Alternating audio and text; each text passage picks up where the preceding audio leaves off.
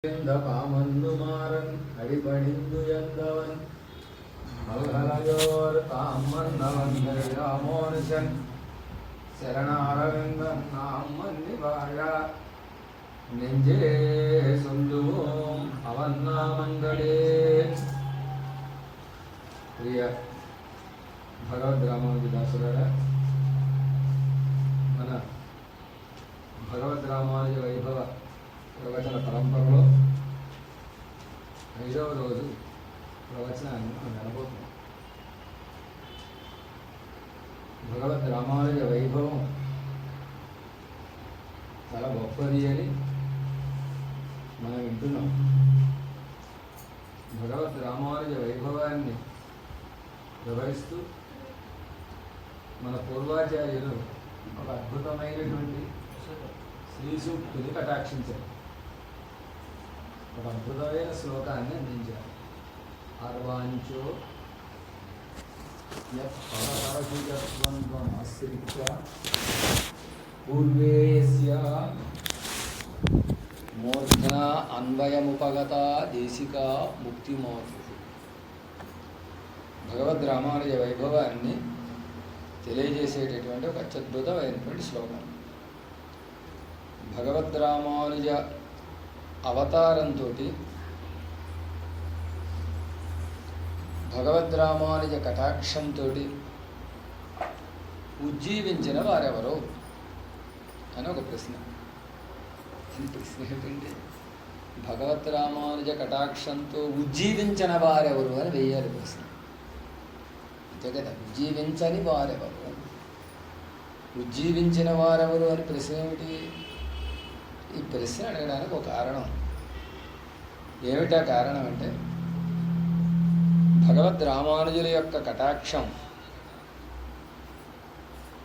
భగవద్ రామానుజ అవతార కాలంలో ఉండేవారి మీద పడిందా,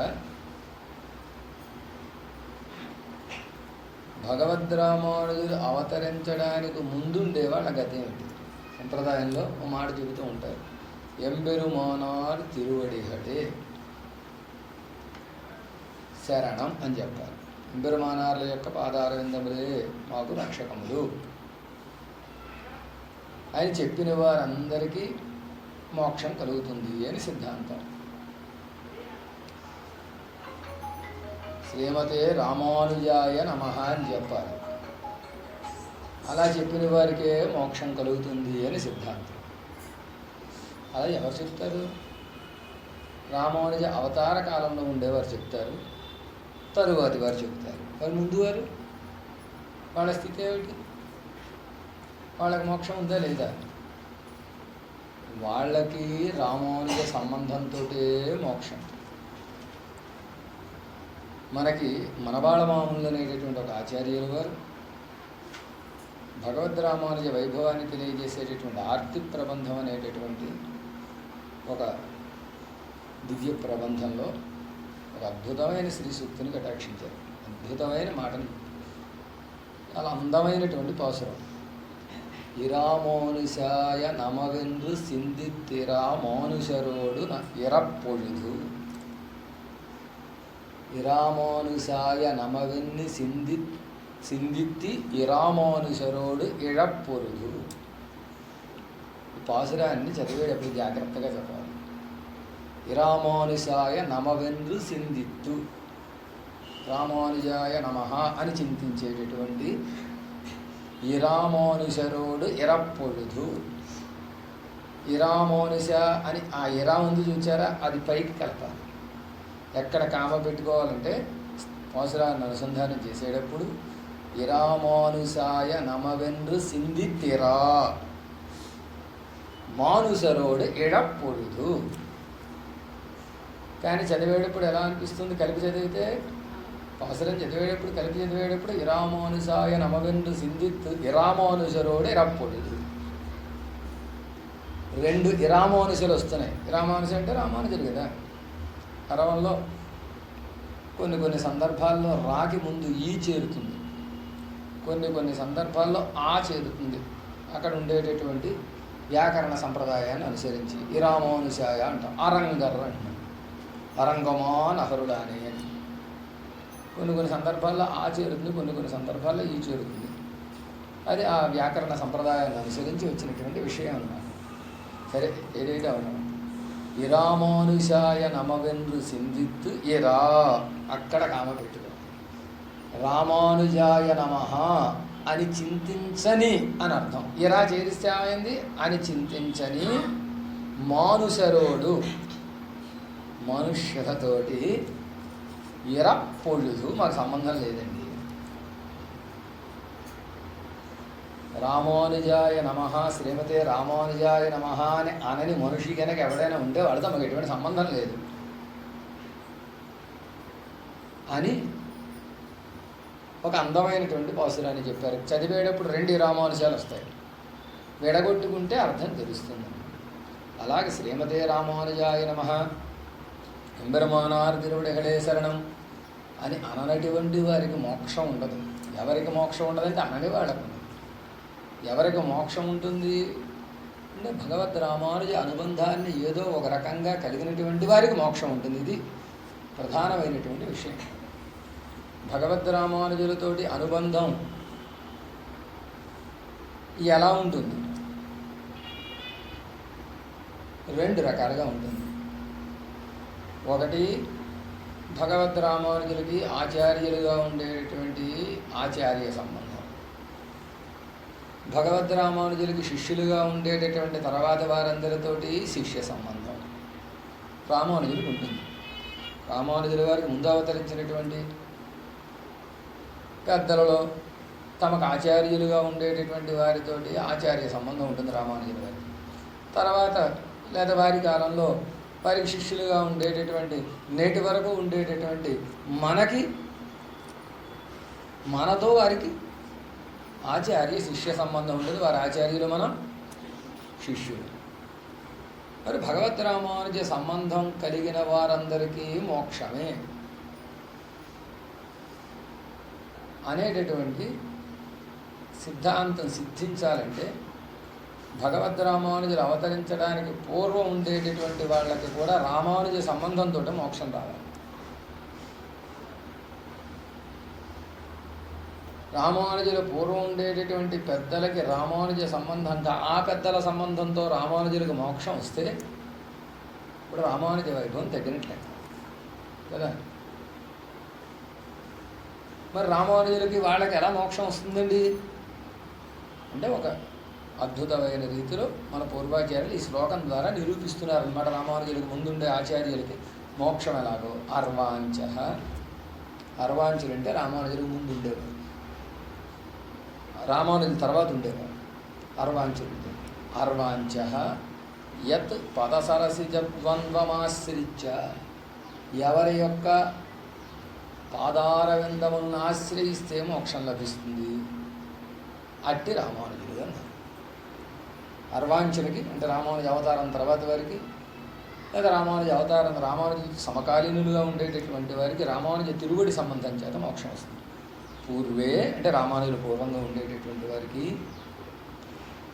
మూర్ధన యస్యాన్వయముపగత, వారి యొక్క శిరస్సంబంధంతో శిఖా సంబంధంతో మోక్షం వస్తుంది. దేశిక ముక్తి మార్పు. రామానుజ అవతారానికి పూర్వం ఉండేటటువంటి దేశికులు ఎవరైతే ఉన్నారో, ఆచార్యులు ఎవరైతే ఉన్నారో వాళ్ళకి రామానుజుల యొక్క శిరస్సంబంధంతో శిఖా సంబంధంతో మోక్షం వస్తే, రామానుజులు అవతరించిన తర్వాత ఉన్నటువంటి ఆచార్యులు ఎవరైతే ఉంటారో వాళ్ళందరికీ కూడా రామానుజుల యొక్క శ్రీపాద సంబంధంతో మోక్షం వస్తుంది. ఇది రామానుజ వైద్యం. ఇలా ఎక్కడైనా ఉంటుందా? భగవానుడికి రామానుజ సంబంధంతో ఒక గొప్పతనం వచ్చింది అని భగవానుడే భావించినప్పుడు,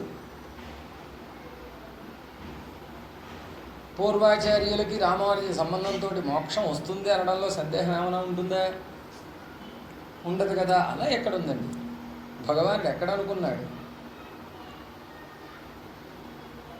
అంటే దీనికి ఒక అద్భుతమైనటువంటి ఐతిహ్యం రామానుజ చరిత్రలో ఉంది. భగవద్ రామానుజుల అవతార కాలంలో తిరుక్కోట్టియూరు అనే క్షేత్రంలో వేంచేసి ఉండేటటువంటి పెరుమాళ్ళకి తిరుక్కోట్టియూరు నంబి అని పేరు. తిరుక్కోట్టియూరు కాదు, తిరుక్కురుంగుడి అనేటటువంటి క్షేత్రంలో ఉండేటటువంటి పెరుమాళ్ళకి తిరుక్కురుంగుడి నంబి అని పేరు. ఆ తిరుక్కురుంగుడి నంబి అనేటటువంటి పెరుమాళ్ళు భగవద్రామానుజ వైభవాన్ని చూసి భగవద్రామానుజ సంబంధాన్ని ఆశపడ్డారు. భగవద్రామానుజ సంబంధాన్ని ఆశపడ్డం ఏమిటండి? రామానుజులు భగవత్ సంబంధాన్ని ఆశపడాలి, కానీ ఇది రామానుజుల యొక్క వైభవంలో ఉండే గొప్పతనం ఇదే. భగవద్ రామానుజులు ఒకసారి తిరుక్కురుంగుడి క్షేత్రానికి వెంచేశారట. తిరుక్కురుంగుడి క్షేత్రంలో ఉండే పెరుమాళ్ సేవించాలని వెంచేశారు. భగవద్ రామానుజుల వారు వెంచేస్తూ ఉంటే ఎలా ఉండేదంటే 700 మంది జీవుల స్వాములు వారిని అనుసరించేవారట. సప్తశత్య సంయమినః అని 700 మంది జీవుల స్వాములు అనుసరించేవారు భగవద్ రామానుజులు. 74 మంది సింహాసనాధీశులు అనుసరించేవారు. 12,000 మంది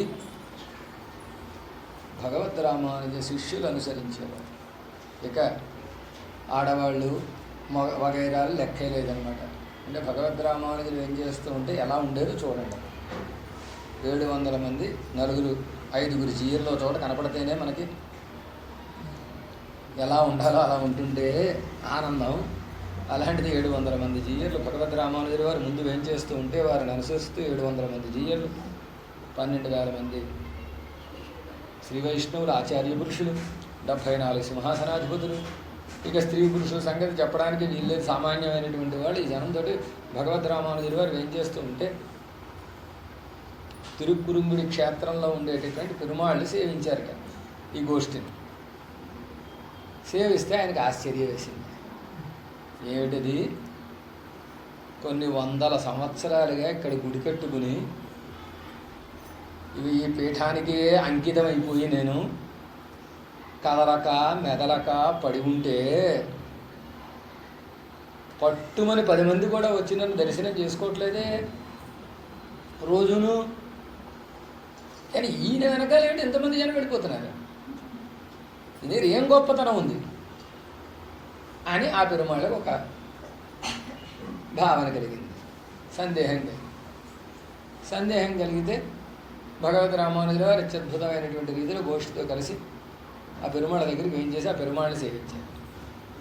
సేవిస్తే ఆ పెరుమాళ్ళు భగవద్ రామానుజుల వారిని ఓ ప్రశ్న వేశారట. ఏమండి గురువుగారు, మేము ప్రశ్న వేస్తాం, సమాధానం చెప్తారా అని. ఏమిటి అడగండి. ఏంది ఎంతమంది జనం మీ వెనకాల ఎలా వస్తున్నారు అని పాపం ఉండబట్టలేక అడిగేశాడు ఆయన స్వామి. అడిగేస్తే ఆయన చెప్పారట, మా దగ్గర ఒక అత్యద్భుతమైనటువంటి మంత్రం ఉందండి. ఆ మంత్ర ప్రభావం చేత ఈ జనమంతా మా వెనకాల వస్తున్నారు, లేకపోతే రారు. ఆ మంత్ర ప్రభావం ఇదంతా అన్నారు. అంటే ఈయన ఆ మంత్రం ఏదో మాకు చెప్పకూడదా? అడిగే పద్ధతిలో అడిగితే చెప్తాం, ఎలా పడితే అలా అడిగితే చెప్తామా అన్నారు భగవద్ రామానుజుల గారు. ఆ స్వామిని సేవించుకుని ఆ మర్నాడు ఆ క్షేత్రంలో చక్రాంకన కార్యక్రమాలు ఏర్పాటు చేశారు. చక్రాంకనాలు జరుగుతున్నాయి. శిష్యులు చాలామంది, ఎంతోమంది శిష్యులు చక్రాంకనాలు పొందుతుంటే ఒక చిన్న పిల్లాడు వచ్చాడట. పొట్టు పీతాంబరం కట్టుకున్నాడు. అద్భుతమైనటువంటి అందంతో ఆకర్షిస్తున్నాడు అందరినీ. ఆ పిల్లవాడు వచ్చి, మాకు కూడా చక్రాంకనాలు చెయ్యండి, నాకు కూడా చక్రాంకనాలు చెయ్యండి అంటే, మీకు ఎవరు గురువు? మీరే మా గురువు, ఇంకెవరుంటారు గురువు? మీరే మా గురువు, చెయ్యండి చక్రాంకనాలు అన్నారు. భగవద్ రామానుజుల వారు ఆయన చక్రాంకనాలు చేసి కటాక్షించి మంత్రాన్ని చెప్పాలి కదా. చక్రాంకనాలు అయిన తర్వాత దేనికోసం వచ్చాడు ఈయన? మంత్రం కోసం వచ్చాడు. మంత్రాన్ని చెవిలో చెప్పారు, అష్టాక్షరి మహామంత్రాన్ని. ఓహో, ఈ మంత్రం నా మంత్రమే కదా ఇది అన్న. నీ మంత్రమైనా నువ్వు చదువుకుంటే ఫలం రాదయా, మేం చెబితే ఫలం వస్తుంది అని భగవద్ రామానుజుల వారు చెబితే, మేము కూడా రామానుజ సంబంధం కలిగిన వాళ్ళమయ్యామని ఆ పెరుమాళ్ళు సంతోషించారట. నమ్మిరామానుజనై ఉడయోం, మేము కూడా మా రామానుజ సంబంధాన్ని పొందిన వారమయ్యాము అని అక్కడ ఉండేటటువంటి పెరుమాళ్ళు సంతోషించారు అని భగవద్ రామానుజుల వారి తిరుమల పెట్టుకుంటూ ఉంటే తిరుమణి ధరించిన తర్వాత భగవద్ రామానుజులు ఏం చేసేవారంటే ఆ శేషాన్ని తమ శిష్యుల్లో ప్రధానమైనటువంటి శిష్యులైనటువంటి ఒడిహనంబి గారికి పెట్టేవారు. ఒడిహనంబి గారికి పెడితే పంచ సంస్కారాల్లో పునర సంస్కారం ఒకటి. ప్రతిరోజు అలా పెడుతుంటే ఓ రోజున మీరు తిరుమణి పెట్టుకునే సమయానికి ఒడిగనంబి వేషం ధరించి ఈ తిరుక్కురుంగుడినంబి వచ్చి కూర్చున్నారు. కూర్చుంటే భగవద్ రామానుజుల గారు తిరుమణి పెట్టారు అని ఆ తిరుమణి ధరించి వెళ్ళిపోతే తర్వాత ఒడిహనంబి గారు వచ్చారట. ఎక్కడికి తిరుమణి ధరించినటువంటి ఒడిహని మాకు పెట్టలేదు ఏమిటండి గురువు గారు ఇవ్వాలంటే, ఇందాక వచ్చావు కదయ్యా. నేను ఎక్కడ వచ్చానండి? ఓహో, ఆ నంబి గారు వచ్చారా? ఏ నంబి గారు వచ్చారు? కురుంగుడి నంబి గారు వచ్చారా? ఒడిహనంబి రాలేదా అని భగవద్ రామానుజులు అనుకున్నారని నాటి నుంచి తిరుక్కురుంగుడిలో వెంచేసి ఉండేటటువంటి పెరుమాళ్ళకి ఒక కొత్త తిరునామం వచ్చి చేరింది. అంతకుముందు కురుంగుడి నంబి. ఇప్పుడు పేరేమైందంటే రామానుజ శ్రీపాదాలను ఆశ్రయించిన తర్వాత వైష్ణవ వామన నంబి అనేటటువంటి ఒక తిరునామం వచ్చింది. అప్పటి నుంచి ఆ స్వామికి వైష్ణవ వామన నంబి అనేటటువంటి ఒక తిరునామం వచ్చిందని అని ప్రసిద్ధమైనటువంటి రామానుజ చరిత్రలో ఒక ఐతిహ్యం. ఈనాటికి మనం తిరుక్కురుంగుడికి వెళితే పైన భాష్యకారుల సన్నిధి ఉన్నది. ఆ సన్నిధికి వెళ్ళేటప్పుడు మెట్లకి వెళుతుంటే కొంచెం కిందకి దిగి సేవిస్తే అక్కడ భగవద్ రామానుజుల వారు తిరుక్కురుంగుడి నంబి ఇద్దరు ఉన్నట్టుగా మనకు ఆ బొమ్మలు కనపడతాయి. తిరుమణి పెట్టినట్టుగా ఉండేటటువంటి సన్నివేశం మనకి అక్కడ కనపడుతుంది. ఇది భగవద్ రామానుజ వైభవం. పరమాత్మే ఆశపడదగినటువంటి గొప్ప సంబంధం భగవద్ రామానుజుడు. ఆ రామానుజుడితో ఏదో ఒక రకంగా ఒక అనుబంధం మనకు ఏర్పడితే చాలు అని మనం అనుకోవడం కాదు. ఎవరు అనుకున్నారు? తిరుమాళ్ళే అనుకున్నారు. తిరుక్కురుంగుడి నంబి అంటే వామన నంబి అని ఆయనకి వామనమూర్తి అన్నమాట. అద్భుతమైనటువంటి సౌందర్యంతో వేయించేసి ఉంటాడు. భగవంతుణ్ణి కూడా ఉద్ధరించిన వారు భగవద్ రామానుజులు. భగవంతుడిని రామానుజులు ఉద్ధరించడం ఏమిటి? అందరినీ సంసార సాగరంలోంచి ఉద్ధరించేవాడు పరమాత్మ అయితే ఆయన నేను ఉద్ధరించడం ఏమిటి? భగవంతుడిని రామానుజులు ఉద్ధరించడం అంటే ఏమిటంటే భగవద్ రామానుజులు అవతరించేటటువంటి కాలానికి కుదృష్టి కుహనామతాలు బాగా పెచ్చుమిరిపోయాయి. ఈ కుదృష్టి అంటే వేదానికి అపార్థం చెప్పేటటువంటి వాళ్ళు అన్నమాట. వేదానికి అపార్థం చెప్పేవాళ్ళు పరమాత్మ యొక్క స్వరూపాన్ని పాడు చేసేవారు. స్వరూపాన్ని పాడు చేయడం అంటే భగవంతుడి యొక్క దివ్యమంగళ విగ్రహాన్ని లేదని చెప్పడం. భగవానుడు ఎలా ఉంటాడండి? ముద్ద కింద ఉంటాడండి, దీపం కింద ఉంటాడండి, ఆయనకి రూపం లేదండి అని చెప్పేవాడు కొంతమంది. భగవంతుడికి కళ్యాణ గుణాలు లేవండి అని చెప్పేవాడు కొంతమంది. ఇలా రకరకాలుగా పరమాత్మ యొక్క వైభవాన్ని మసిపూసి మారేడుగా చేసి భగవంతుడి ఇలాంటి వాడు, గొప్ప దివ్యమంగళ విగ్రహం కలిగిన వాడు, కళ్యాణ గుణపూర్ణుడు అనేటటువంటి విషయాన్ని తెలియకుండా చేశారు.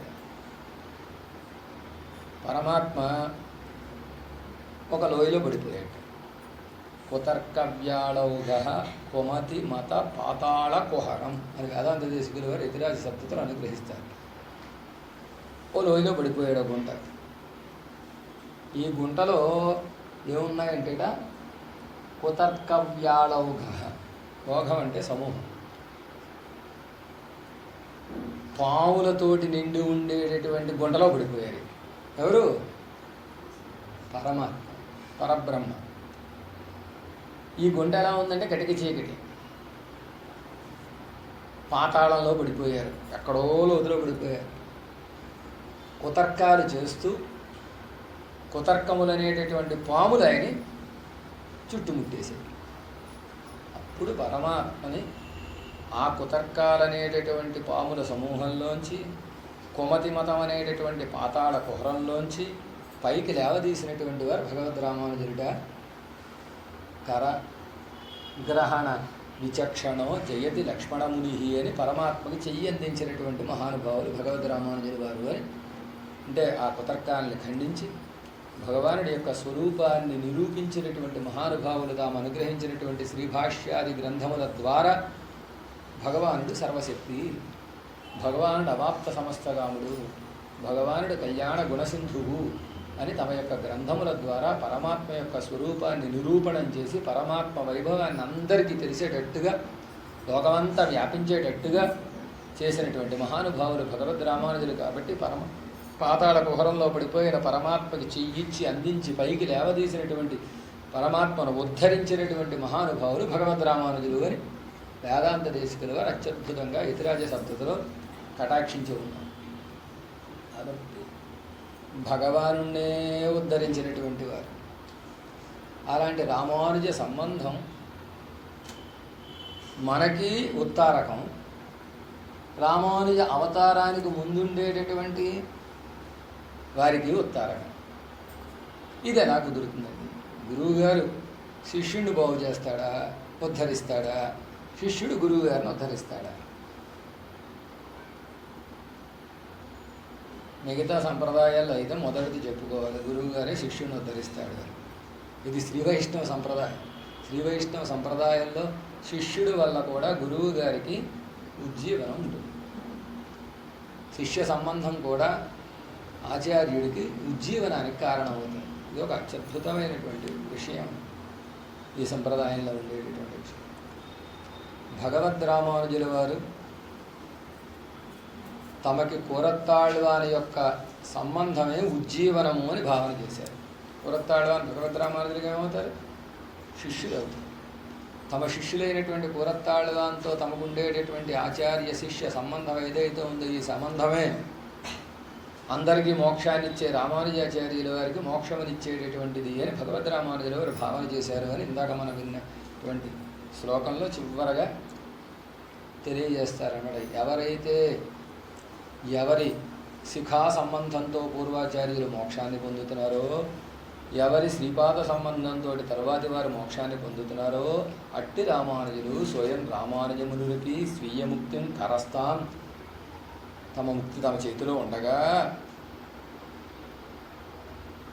యత్సంబంధాతి ఎవరి యొక్క సంబంధంతో కూరత్తాళ్వాని యొక్క ఏ కూరత్తాళ్వాని యొక్క సంబంధంతో తమకు మోక్షమని భావన చేశారో అలాంటి రామానుజులు అని. కూరత్తాళ్వాని సంబంధంతో తమకి మోక్షమని రామానుజులే భావన చేశారు. ఆచార్య సంబంధమే కాదు, శిష్య సంబంధం కూడా ఆచార్యుడికి మోక్షాన్ని కటాక్షిస్తుంది అనేటటువంటి ప్రధానమైనటువంటి ఒక విషయం. ఇది బాగా సంప్రదాయ అభినివేశం కలిగిన వాళ్ళకి కానీ తెలియదు. శిష్యుడు ఆచార్యుడికి మోక్షాన్ని ఇవ్వడం ఏమిటండి, ఇది విపరీతం కాదా? విపరీతం కాదు. భగవద్ రామానుజుల యొక్క ఆచార్యులందరూ భగవద్ రామానుజులతో తమకుండేటటువంటి అనుబంధమే మోక్షాన్ని తమకి కటాక్షిస్తుంది అని భావించారు అని పెద్దల యొక్క శ్రీ సూక్తి.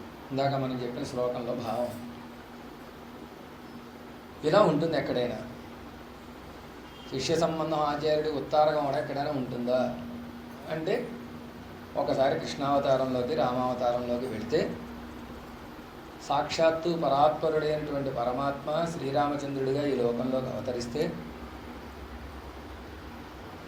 ఆయనని శిష్యుణ్ణి చేసుకోవాలి అని వెతుక్కుంటూ వచ్చాడు ఒక ఆయన.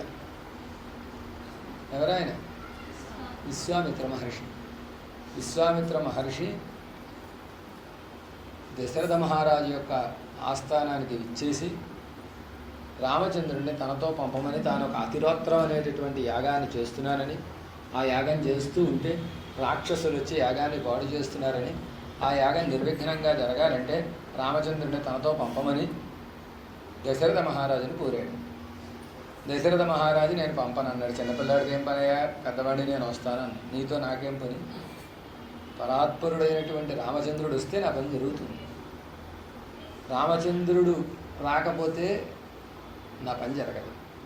కాబట్టి రామచంద్రుడు పరాత్పరుడు అని అహం వేత్మి మహాత్మానం రామన్ సత్యపరాక్రమం అత్యద్భుతమైనటువంటి రీతిలో పురుష సూక్త ప్రతిపాద్యుడు పరమాత్మ అయినటువంటి వాడు రామచంద్రుడు అని నిండు సభలో విశ్వామిత్ర మహర్షి ఒక గొప్ప ఉపన్యాసం చేసి, నాకే కాదు వశిష్ఠోపి చ వేత్తి. ఈ విషయం వశిష్ఠుడికి కూడా తెలిసి మీ కులగురువుకి.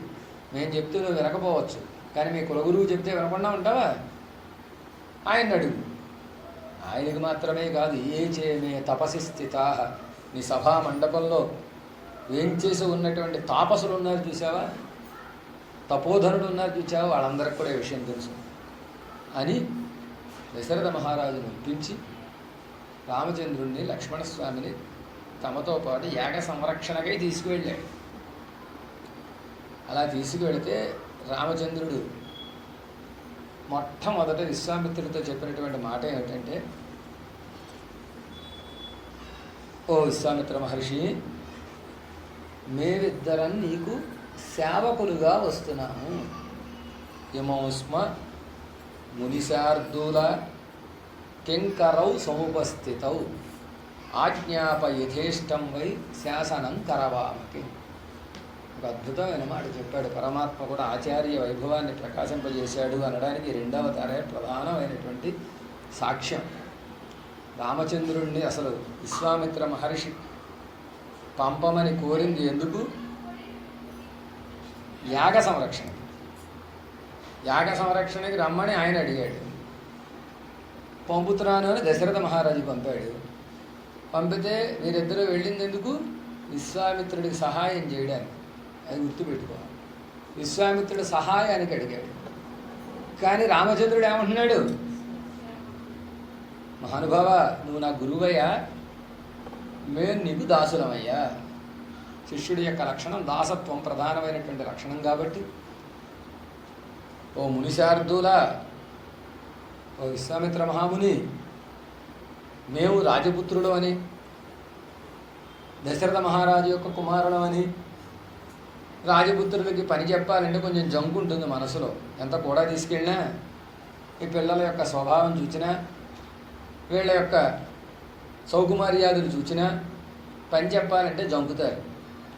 ఇలా జంకుతాడేమో విశ్వామిత్ర మహర్షి అని పరమాత్మ విశ్వామిత్ర మహర్షిని ఆచార్యుడిగా వరించి, స్వామి ఆజ్ఞాపయథేష్టం వై, నీ ఇష్టం వచ్చినట్టు ఆజ్ఞాపించు. యథేష్టం వై అంటే నీ ఇష్టం వచ్చినట్టుగా ఆజ్ఞాపించు.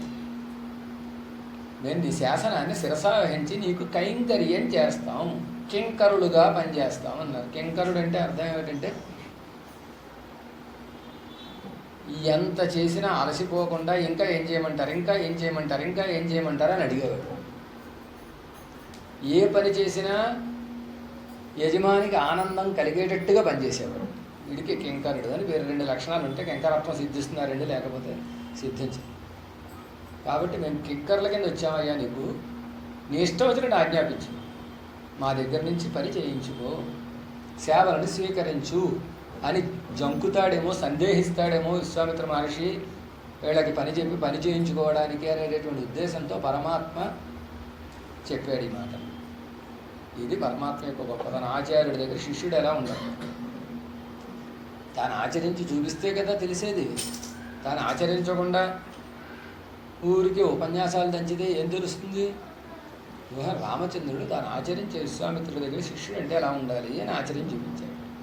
విశ్వామిత్రుడు కూడా బల అతిబల అనేటటువంటి విద్యలని, మరికొన్ని విద్యల్ని రామలక్ష్మణులు ఇద్దరికి ఉపదేశం చేశాడు. ఉపదేశం చేస్తే సరే యాగ సంరక్షణ అయిందనుకోండి. ఇందులో ఒక అద్భుతమైనటువంటి రహస్యం ఉంది. మారీచ సుబాహులు అనేటటువంటి వాళ్ళు విశ్వామిత్ర మహర్షిని బట్టి పీడించేటటువంటి రెండు పాపాలు. ఆ రెండు పాపాలు సంచితము, ఆగామి అని. సంచితం అనేటటువంటి కర్మ ఒకటి, ఆగామి అనేటటువంటి కర్మ ఒకటి, ప్రారబ్ధం అనేటటువంటి కర్మ ఒకటి. మూడు రకాలుగా ఉంటాయని పాపాలు. సంచితం అంటే అనేక జన్మల నుంచి సంపాదించుకుని పెట్టుకున్న దానికి సంచితం అని. ఆగామి అంటే రాబోయే కాలంలో అంటేటటువంటి పాపం ఏదైతే ఉందో దానికి ఆగామి అని. ప్రారబ్ధం అంటే ఈ జన్మలో అనుభవించడానికి ఏర్పడిన దానికి ప్రారబ్ధం అని పేరు. అందులో సంచితమేమో సుబాహుడు, ఆగామేమో మారీచుడు. రామచంద్రుడు ఏం చేశాడంటే సంచితాన్ని లేకుండా చేశాడు. అనేక జన్మలుగా మూటలు కట్టిపెట్టుకున్నటువంటి పాపాన్ని ఏం చేశాడు? లేకుండా చేశాడు. సుబాహుడిని చంపేశాడు. మారీచుడిని ఏం చేశాడు? దూరంగా కొట్టేశాడు, ఆగామిని అంటకుండా చేశాడు. ఇది అందులో ఉండే ఒక గొప్ప రహస్యం.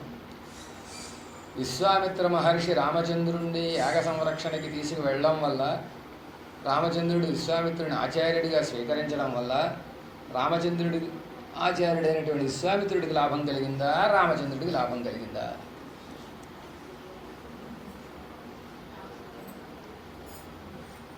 ఎవరికి కలిగింది లాభం? విశ్వామిత్రుడికి లాభం కలిగింది. పాపాలు పోయాయి. పాపాలు పోయిన తర్వాత కళ్యాణం జరిగింది. ఎప్పుడైతే సీతారామ కళ్యాణం జరిగిందో, ఆ సీతారామ కళ్యాణం జరిగినప్పటి నుంచి విశ్వామిత్రుడు కనపడకుండా పోయాడు. రామాయణంలో కనపడకుండా పోయాడంటే ఏంటి అర్థం? మోక్షానికి వెళ్ళిపోయాడు అని అర్థం. కళ్యాణం ఎవరికి అని ప్రశ్న. సీతారాముడిగా, విశ్వామిత్రుడిగా? కళ్యాణం అంటే పెళ్ళి అని అర్థం కాదు, మంచి అని అర్థం. మంచి ఎవరికి జరిగింది? విశ్వామిత్రుడికి జరిగింది. రామచంద్రుని శిష్యుడిగా స్వీకరించడం వల్ల విశ్వామిత్రుడికి ప్రయోజనం ఎలా చేకూరిందో, అలాగే రామానుజుల వారి శిష్యులుగా స్వీకరించడం వల్ల పంచాచార్యులకి ప్రయోజనం చేకూరింది అని తాత్పర్యం అన్నమాట. అలాగే కృష్ణ పరమాత్మని శిష్యుడిగా స్వీకరించడం వల్ల సాందీపని అనేటటువంటి మహానుభావుడికి ప్రయోజనం చేకూరిందా, కృష్ణ పరమాత్మకు ప్రయోజనం చేకూరిందా? కృష్ణ పరమాత్మ సాందీపని దగ్గర విద్యాభ్యాసం చేశాడు. సాందీపని దగ్గర విద్యాభ్యాసం చేస్తే, విద్యాభ్యాసం అంతా అయిపోయిన తర్వాత, అంతా అయిపోవడం అంటే పెద్దగా ఎక్కువ రోజులేం చదువుకోలేదు ఆయన, అతి తక్కువ రోజులు చదువుకున్నాడు. 64 కళల్ని 64 రోజుల్లో చదువుకున్నాడని చెబుతారు. అయిపోయిన తర్వాత గురువుగారికి దక్షిణ ఇవ్వాలి కదా. విద్యాభ్యాసం అయింది, గురు దక్షిణ ఏం కావాలి గురువుగారు? ఎప్పుడు మా పిల్లలు చచ్చిపోయారు, వాళ్ళని తీసుకొచ్చేయమని అడిగాడు.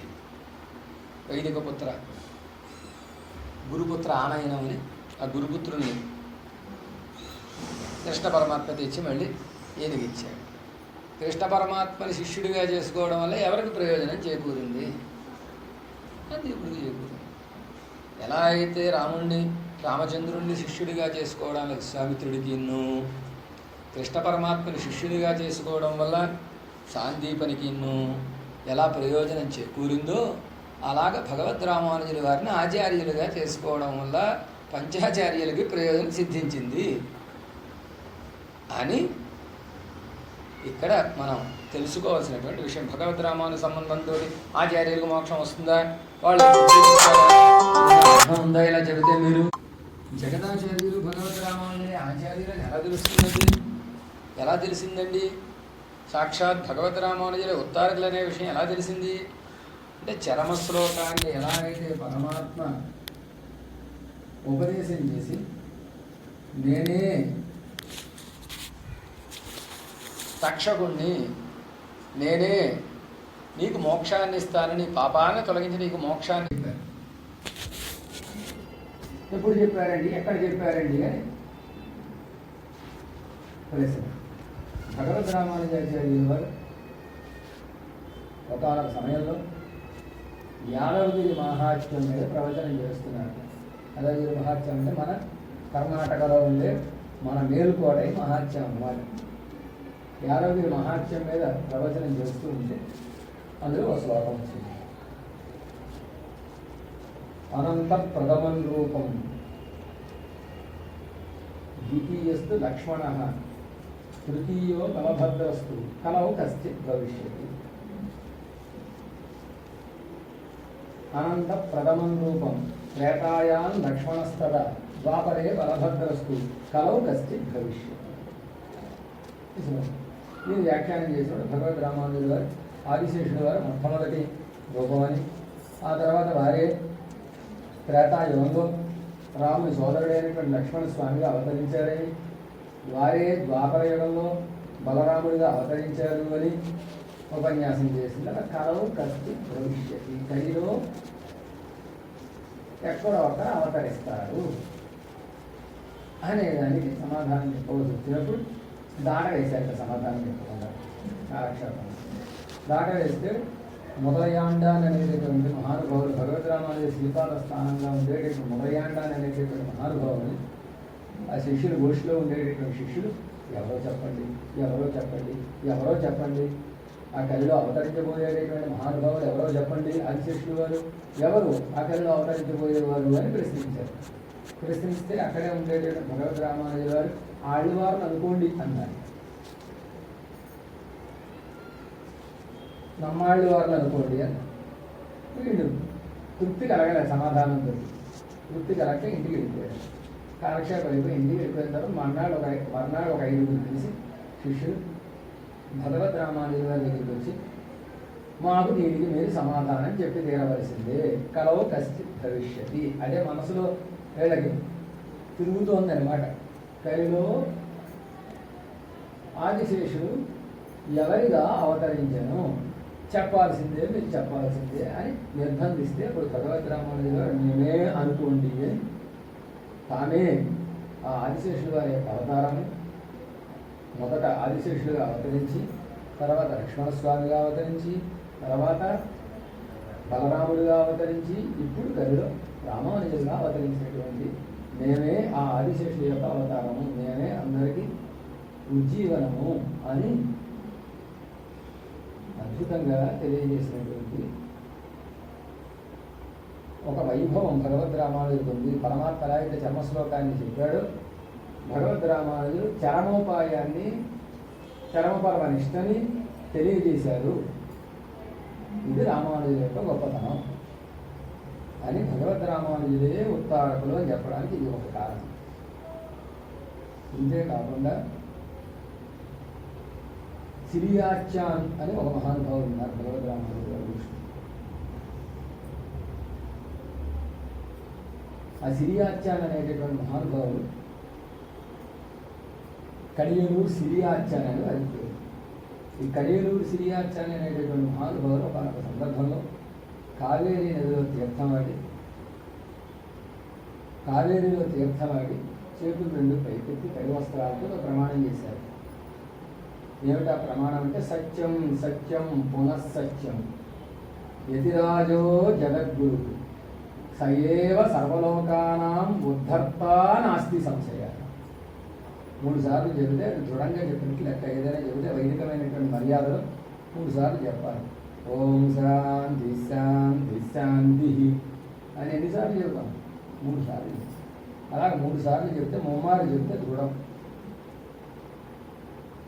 అలాగే ప్రతిజ్ఞ చేసి చెప్పాడు, నేను చెప్పేది సత్యం సత్యం, మరలా చెప్తున్నాం 3వసారి సత్యం. యతిరాజో జగద్గురు, భగవద్ రామానుజుల వారే ఈ జగత్తంతటికీ గురువులు. సయేవ సర్వలోకానాం ఉద్ధర్త నాస్తి సంశయ, ఆయనే ఈ లోకాన్నంతటినీ ఉద్ధరించేటటువంటి మహానుభావులు, ఇందులో ఎటువంటి సందేహం లేనే లేదు అని ప్రమాణపూర్వకంగా కడియలూరు సిరియాచాన్ అనేటటువంటి మహానుభావులు పెద్ద సభలో తడిబట్టలతో కావేరీలో స్నానం చేసి 2 చేతులు పైకెత్తి ప్రమాణపూర్వకంగా భగవద్ రామానుజులే జగద్గురువులు అని లోకానికి అంతటికీ చాటి చెప్పారు. భగవద్ రామానుజ సంబంధం భగవద్ రామానుజ అవతారం తర్వాత ఉండేటటువంటి వారికి కాకుండా భగవద్ రామానుజు యొక్క అవతారానికి ముందు ఉండేటటువంటి భగవద్ రామానుజ ఆచార్యులకి, అలాగే వారికి ముందు ఉండేటటువంటి ఆచార్యులకి, నాథములు మొదలైనటువంటి ఆచార్యులకు కూడా ఉత్తారకము అని స్పష్టంగా మనకి ఈ సంఘటనల ద్వారా, సందర్భాల ద్వారా మనకి తెలుస్తోంది. రామానుజ సంబంధమే ఉత్తారకం. భగవద్ రామానుజులకి 5 ఆచార్యులు అనేటువంటి విషయం జగద్విదితమైనటువంటి విషయం. పంచాచార్య పదాశ్రయ అని భగవద్ రామానుజ అష్టోత్తరంలో వదులున్నాను. 5 ఆచార్యుల పాదాలను ఆశ్రయించినటువంటి మహానుభావ అని. ఇందాక మనం అనుకున్నట్టుగా కృష్ణ పరమాత్మ, రామచంద్రుడు చదువుకోవాలా చదువుకోకర్లా. కానీ ఒక గురువు గారి దగ్గరికి వెళ్ళి చదువుకోకపోతే ఏమవుతుంది? లోకంలో అవ్యవస్థ వస్తుంది. ఎప్పుడు లోకాన్ని పాడు చేయకూడదు, మన పాడు చేసుకున్నా నష్టం లేదు. పరమాత్మ గీతలో మాట చెబుతాడు, నమాన్ కర్మాణి లింఫంతి నమే కర్మ ఫలే స్పృహ. అర్జున, ఈ కర్మలేవి నన్ను అంటవయ్యోయ్, నాకు కర్మల వల్ల కలిగేటటువంటి ఫలము ఎందు స్పృహ లేదు. అంటే ఆసక్తి లేదా అని చెప్పాడు. మరి ఎందుకు చేస్తున్నారా కర్మల్ని అంటే అక్కడ అడిగాడు. ఎందుకు చేస్తున్నానంటే లోక సంగ్రహమేవాపి సంపస్యం కత్తు మనం లోకుల కోసం చేస్తున్నాడు. లోకుల కోసం నువ్వు చేయడం ఎందుకు? నీ కోసం నువ్వు చేసుకోవాలి. లోకుల కోసం నువ్వు చేయడం ఎందుకని మళ్ళీ ప్రశ్న. లోకుల కోసం చేయండి. నేను చెయ్యకపోతే లోకంలో ఉండేవాళ్ళు అందరూ దాన్ని అడ్వాంటేజ్గా తీసుకుని కృష్ణ పరమాత్మ చేయలేదని సంధ్యావందనం ఇంకా మేమెందుకండి? కృష్ణ పరమాత్మే చేయలేదండి ధర్మకార్యం, మేమెందుకండి చేయడం? రామచంద్రుడే చేయలేదండి, మేమెందుకు చెయ్యాలండి అని అంటారు. ఏదో ఒకటి పట్టుకుని తప్పు కూడా అలవాటు కదా జనాలకి. అందుచేత పరమాత్మ గీతలో చెబుతూ లోకం కోసం అయ్యా నేను చేసేది, నేను చేయకపోతే లోకంతా చెడిపోతుంది. లోకాన్ని చెడగొట్టడానికి కాదు కానీ అవతారం లోకాన్ని ఉద్ధరించడానికి, లోకాన్ని బాగు చేయడానికి, ధర్మాన్ని నిలబెట్టడానికి వచ్చినటువంటి నేనే ధర్మాచరణ కనుక చేయకపోతే ఎవరు ధర్మాచరణని చెయ్యరు, తద్వారా ధర్మం లోపం వస్తుంది అని కృష్ణ పరమాత్మ చెప్పాడనమాట. కాబట్టి పెద్దలు ధర్మాచరణ చేయడం చేత లోకమంతా ధర్మ మార్గంలో నడిచి బాగుపడడానికి ఒక అవకాశం కలుగుతుంది. అందుకు ఎలా అయితే పరమాత్మ ఒక ఆచార్యుడిని ఎన్నుకుని వశిష్ఠ విశ్వామిత్రాది ఆచార్యుల్ని రామావతారంలోనూ, సాందీపని గర్గుడు మొదలైనటువంటి గురువుల్ని కృష్ణావతారంలోనూ ఎన్నుకుని విద్యాభ్యాసాన్ని కలపినట్టుగా భగవద్ రామానుజులు కూడా 5 ఆచార్యుల్ని ఎన్నుకున్నారు. వారి దగ్గర విద్యాభ్యాసాన్ని చేశారు. నిజానికి భగవద్ రామానుజుల వారి విద్యాభ్యాసం చేయవలసిన అవసరం ఏంటి? ఆదిశేషులు వారు అంటే సకల విద్యా పారంగతులు అనమాట. అన్ని విద్యలు ఆదిశేషులు వారి దగ్గరే పుడతాయని, ముఖ్యంగా జ్యోతిష్శాస్త్రానికి ప్రవక్తగా ఉండేటటువంటి వారు ఆదిశేషులు వారు అని మనకి శాస్త్రాలు చెబుతున్నాయి. అలాంటి మహానుభావుడైనటువంటి 1000 తలకాయలతో చదువుకున్న వాడికి మళ్ళీ ఓ తలకాయతో చదువుకున్నారా? చదవలసిన అవసరం లేదు. అయినప్పటికీ 5 ఆచార్యులను ఎన్నుకుని వారి దగ్గర చదువుకోవడం ఎందుకు అంటే లోకం కోసం. ఎవరైనా ఒక మాట చెబితే ఆ మాటకు ఒక విలువ రావాలంటే, ఆ చెప్పినట్టు మాటకు విలువ ఎలా వస్తుందంటే, ఇది మా గురువు గారు చెప్పారంటే విలువ వస్తుంది. నేను చెబుతున్నాను అని ఎవడైనా అన్నాడు అనుకోండి, అప్పుడు వాడిని మనం ఎట్టి పరిస్థితుల్లో నమ్మకూడదు. నమ్మేమనుకోండి ముందు మనం పోతాం. ఒక సదాచార్యుడి ద్వారా ఏ విద్య అయితే వస్తుందో ఆ విద్యకు విలువ. కానీ ఇవాళ కొత్తగా మేము మనం సృష్టి చేశామంటే విశ్వామిత్రుడు వారు సృష్టించినటువంటి పదార్థాలను లోకంలో చెప్పబడే కొన్ని పదార్థాలు ఎలా అయితే శిష్యులకు ఆమోదయోగ్యం కాదో, ఎలా అయితే స్వీకారయోగ్యం కాదో, అలాగే ఇవి కూడా అయిపోతాయి. అందుకే మనవాళ్ళ మహామునులు ఒక శ్రీ సూక్తిని ఉదయక్రమాల్లో చివరిగా అనుగ్రహించారు. ఏమిటా శ్రీ సూక్తి అంటే, మున్నోరు మోడింద మురై తప్పామలు కేట్టి పిన్నోరందు తాం అదనై పేశాదే తన్ నెంజిల్ తోత్తినదే సొల్లి ఇది శుద్ధ ఉపదేశవర వార్తలెంబర్ మూర్ఖరావా. మూర్ఖులు అనేటటువంటి దానికి ఒక నిర్వచనాన్ని ఇచ్చారు. మూర్ఖ శబ్దానికి మనవాళ్ళ మహాములు కొత్త నిర్వచనాన్ని ఇచ్చారు. ఏమిటా నిర్వచనం అంటే, మున్నోర్ మోడింద. మున్నోర్ అంటే పూర్వాచార్యులు అని మాట.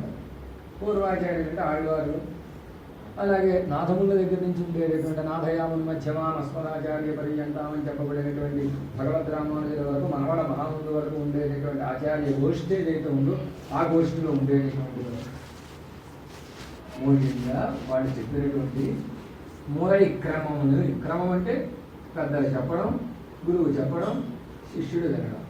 చదువు అంటే అదే చదువు. వేదాధ్యయనము అంటే ఏమిటి అన్నారు. ఏమిటంటే గురు ఉచ్చారణ అనుచ్చారణ పూర్వకంగా అక్షర రాశి గ్రహణం. వేదాధ్యయనం అంటే ఏమిటి? పుస్తకాలు చూసుకుని చదువుకుని చెప్పేది కాదు. అలాగే విజయ ప్రబంధాలు, అలాగే సంప్రదాయ రహస్యం, ఇవన్నీ గురువు గారు చెప్పాలి, శిష్యుడు దాన్ని అనుచ్చారణ చెయ్యాలి. ఆయన చెప్పిన మళ్ళీ చెప్పి దాన్ని తాను నేర్చుకోవడం, గ్రహించడం ఏదైతే ఉందో, అక్షర రాశిగా ఉండేటటువంటి వాంగ్మయాన్ని గ్రహించడం ఏదైతే ఉందో, దీనికి అభ్యాసం అని నేర్చుకోవడం అని. మున్నోరు మూడింద పూర్వాచార్యులు చెప్పినటువంటి క్రమం ఏదైతే ఉందో అంటే ఒక ఆచార్యులు ఉండడం, ఆచార్యులు ఉపదేశం చేయడం, శిష్యుడు దాన్ని గ్రహించడం, ఇది క్రమం. ఈ క్రమాన్ని తప్పామలు కేట్టి తప్పకుండా విని పిన్నోరందు తాం అదనై పేశాలి. తర్వాత దాన్ని చెప్పకుండా, దేన్ని చెప్పకుండా, ఏదైతే గురువు గారి దగ్గర శ్రవణం చేశాడో దాన్ని చెప్పకుండా, తన నెంజిను తోత్తినదే సొల్లి, తన మనసులో తోచిన దాన్ని చెప్పొదిలేస్తే బాగానే ఉంటుంది, అలా ఉండుకొట్ట. ఇదేనండి శుద్ధోపదేశం, మిగిలినదే ఉపదేశాలు కావు. ఇదే పరిశుద్ధమైన ఉపదేశం. వాళ్ళు ఎవరు చెప్తారు పరిశుద్ధం అని? అలాగే ఇదే పరిశుద్ధ ఉపదేశం అని. ఉపదేశవర వార్త వెంబరు అని చెప్పేటటువంటి వారు ఎవరైతే ఉంటారో వారు మూర్ఖులు. అంటే ఏదైనా ఒక మాటని కనుక మనం చెబితే చెప్పినటువంటి మాటకి పూర్వాచార్యుల యొక్క శ్రీ సూక్తి ప్రమాణంగా ఉండాలి. ఏదో ఒక వ్యాఖ్యానంలో కానీ, దివ్యప్రబంధ వ్యాఖ్యానంలో కానీ, రహస్య గ్రంథ వ్యాఖ్యానంలో కానీ, లేకపోతే ఇతిహాస పురాణాదుల యొక్క వ్యాఖ్యానాల్లో కానీ, ఉపనిషత్ వ్యాఖ్యానంలో కానీ, ఎక్కడో అక్కడ మన పెద్దలు ఈ మాటను చెప్పు ఉండాలి. ఎవరూ చెప్పకుండా కొత్తగా ఒక అర్థాన్ని నేనే ఇవాళ సృష్టించానండి, రచించానండి ఇది అని జనాల మీదకి కనుక వదిలితే, అలా వదిలిన వాడు ఏమవుతాడు? ఉపయోగించారు మూర్ఖుడు. ఇది సంప్రదాయం. భగవద్ రామానుజాచార్యులు వారు 5 ఆచార్యులను పెట్టుకుని 5 రహస్యమైనటువంటి విషయాల్ని, సంప్రదాయ విషయాల్ని వినడానికి కారణం ఇది. పెద్దల ద్వారా విషయం రావాలి. పెద్దలు దేన్నైతే ఉపదేశం చేశారో దాన్ని తాము మరలా శిష్యులకి పునరోపదేశం చేయాలి తప్ప తాముగా సృష్టించి ఎన్ని చెప్పకూడదు. అందుకే బ్రహ్మసూత్ర భాష్యాన్ని అనుగ్రహించేటప్పుడు బోధాయన వృత్తిని అనుసరించి, నేను పూర్వులు చెప్పినటువంటి దాన్ని అనుసరించి, సంప్రదాయంలో పెద్దలుగా ఉండేటటువంటి వారు ఏదైతే చెప్పారో దాన్ని అనుసరించే నేను దీన్ని చెబుతున్నాను అని చెప్పారు తప్ప నేను కొత్తగా సృష్టించి దీన్ని బ్రహ్మసూత్రానికి భాష్యాన్ని, శ్రీ భాష్యాన్ని రచిస్తున్నానని ఎక్కడ చెప్పడం భగవద్ రామానుజులు గారు. ఇది రామానుజుల యొక్క గొప్పతనం. శిష్యాచార్య సంబంధం ఎప్పుడూ ఉండాలి. అది ఉంటేనే ఆచార్యుల ద్వారా శిష్యులు విద్యను గ్రహిస్తేనే దానికి ఒక విలువ వస్తుంది. లేకపోతే ఆ విద్యకు విలువ లేదు అని అది ఉపదేశానికి పనికిరాదు. ఒకవేళ వాళ్ళు ఉపదేశం చేసినా విన్న వాళ్ళకి అది ఫలించదు. ఇది ప్రధానమైనటువంటి కారణం. కాబట్టి మనవాళ మహామునుల యొక్క శ్రీ సూక్తి కూడా ఆ విధంగానే ఉండడం కారణం. అందుచేత భగవద్ రామానుజుల వారు ఆచార్యులను ఆశ్రయించి చదవలసినటువంటి అవసరం లేకపోయినప్పటికీ சொல்லார் தமிழ் மூன்றும் சுருதிகள் நான்கும் ఎల్ల ఎల్ల అరణరి ఆగుం తెలిందవన్నది అన్ని రహస్యాలు ఎరిగినటువంటి వారు భగవద్ రామానుజులని, సర్వజ్ఞులు అని భగవద్ రామానుజ వైభవం ఎరిగినటువంటి పెద్దలు చెప్పినప్పటికీ భగవద్ రామానుజుల వారు 5 ఆచార్యులను ఆశ్రయించి విన్నారు. నిన్న యామనాచార్యుల వారు 3 వేళ్లను తెరిపించేటటువంటి ప్రక్రియలో మొట్టమొదటి చేసినటువంటి ప్రతిజ్ఞ, బ్రహ్మసూత్రాలకి నేను భాష్యాన్ని రచిస్తాను. ఏ ధైర్యంతో చెప్పారు భగవద్ రామానుజులు. బ్రహ్మసూత్రాలకి భాష్యాన్ని రచించడం అప్పటికి ఇంకా సంప్రదాయ గ్రంథాలు పెట్టి సేవించాల భగవద్ రామానుజులు. ఆ తర్వాత ఇక పెరియ నంబి గారి దగ్గర విన్నా, తిరుకోటియూరు నంబి గారి దగ్గర విన్నా, పెరియ తిరుమల నంబి గారి దగ్గర విన్నా, తిరువరంగ పెరుమాళ గారి దగ్గర విన్నా, ఎవరి దగ్గర విన్నా ఆ తర్వాత ఏ ధైర్యంతో చెప్పారు? సర్వజ్ఞులు కాబట్టి చెప్పారు. అయినప్పటికీ ఆచార్యులను ఆశ్రయించి విద్యాభ్యాసం చేశారు. ఇది రామానుజుల యొక్క వైభవంలో చాలా గొప్ప వైభవం. దాని చరిత్రలో మనం తెలుసుకోవాల్సిన ముఖ్యమైనటువంటి అంశం. అలాంటి 5 ఆచార్యుల ద్వారా భగవద్ రామానుజుల వారు సంప్రదాయ రహస్యాన్ని గ్రహించారు. అందులో భగవద్ రామానుజుల వారికి మొట్టమొదటి ఆచార్యులు ఎవరంటే పెరియ నంబి గారు. పెరియ నంబి గారు ఆచార్యులు అవడానికి కారణం, పెరియ నంబి గారిని ఆచార్యులుగా స్వీకరించడానికి కారణం ఏమిటంటే కాంచీపురంలో ఏం చేసి ఉండేటటువంటి వరదరాజ పెరుమాళ యొక్క శ్రీసూక్తి. భగవద్ రామానుజుల గారికి 6 సందేహాలు వస్తే ఈ 6 సందేహాల్ని కాంచీపూర్ణుల ద్వారా వరదరాజస్వామిని అడిగి సమాధానాలు తెలుసుకోమని కాంచీపూర్ణుల్ని ప్రార్థిస్తే కాంచీపూర్ణులు వెళ్ళి ఈ 6 ప్రశ్నలు వరదరాజస్వామికి సంధిస్తే ఆ వరదరాజస్వామి 6 ప్రశ్నలకి 6 సమాధానాలని చెబితే వాటిని తిరిగి వచ్చి కాంచీపూర్ణులు భగవద్ రామానుజులు గారు చెప్పారు. అలా చెప్పినటువంటి 6 వార్తలలో ఒక వార్త మహాపూర్ణుల్ని ఆశ్రయించవలసింది, పెరియనంబి గారిని గురువుగా స్వీకరించవలసింది. ఎవరిని నేను గురువుగా స్వీకరించాలి అని ఒక ప్రశ్న వేశారు. ఎవరిని గురువుగా స్వీకరించాలి? మహాపూర్ణులు గురువుగా స్వీకరించవలసింది. భగవద్ ఆజ్ఞ చేత భగవద్ రామానుజుల వారి పెరియనంబి గారిని ఆచార్యులుగా స్వీకరించారు. అంతేకాకుండా యామనాచార్యులతోటి యామనాచార్యుల యొక్క చర్మదేహాన్ని దర్శింపజేసినటువంటి వారు పెరియనంబి గారు కాబట్టి యామనాచార్యులతోటి ఏదో ఒక అనుబంధాన్ని పరమాచార్యులుగా అన్ననాచార్యులు వారిని స్వీకరించాలి అనేటటువంటి ఒక ఉద్దేశ్యంతో పెరియనంబి గారిని ఆచార్యులుగా భగవద్ రామానుజుల వారు స్వీకరించారు అని మనకి భగవద్ రామానుజ చరిత్రను అనుసరించి తెలిసేటటువంటి విషయం. పెరియనంబి గారు భగవద్ రామానుజుల వారికి ద్వయమంత్రాన్ని ఉపదేశం చేసి చక్రాంకరాన్ని కటాక్షించి ద్వయమంత్రాన్ని ఉపదేశించి మంత్రాన్ని ఉపదేశించి ద్వయార్థాన్ని కటాక్షించిన తర్వాత పెరియనంబి గారు భగవద్ రామానుజుల వారితో ఇలా అనుగ్రహించారు. రామానుజ, ఇవాళ మీకు మేమేదో ఉపదేశం చేస్తున్నామని మేము అనుకోవడం లేదు. నేను మీకు ఎందుకు చక్రాంతరాయం చేశానో తెలుసా? ఆచార్య పదవిని నిర్వహించాలని కాదు, రామానుజులకు మేము ఆచార్యులం అనేటటువంటి ఒక గొప్పతనాన్ని పొందాలని మేము మీకు చక్రాంకరాలు చేయాలి. నేను చక్రాంకరాలు చేయడం ద్వారా మీరు ఉద్ధరింపబడతారు అని నేను చక్రాంకరాలు చేయాలి. ద్వయమంత్రార్థం మీకు తెలియదని మేము కాలక్షేపం చెప్పాలి.